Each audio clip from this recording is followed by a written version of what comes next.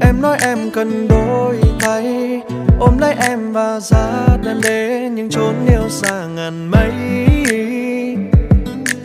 Hôm nay tạm ngưng hết những âu lo thường ngày, chỉ cần em ngồi sau cùng anh ta đi đến đâu cũng được.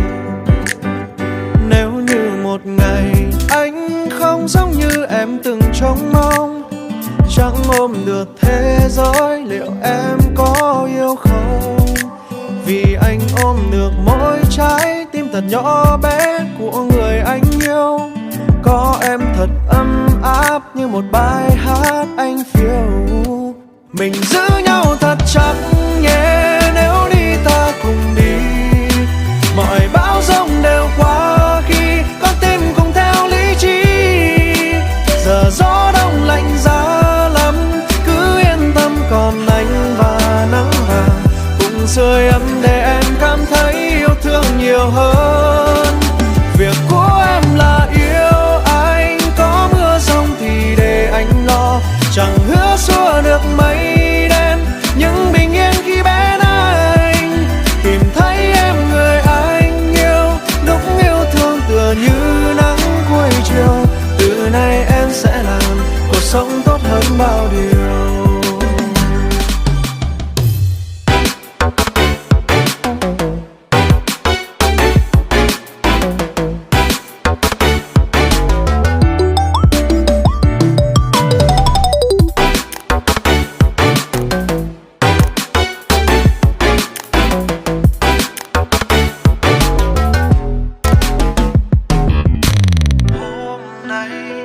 Em nói em cần đôi tay ôm lấy em và dắt em đến những chốn yêu xa ngàn mây.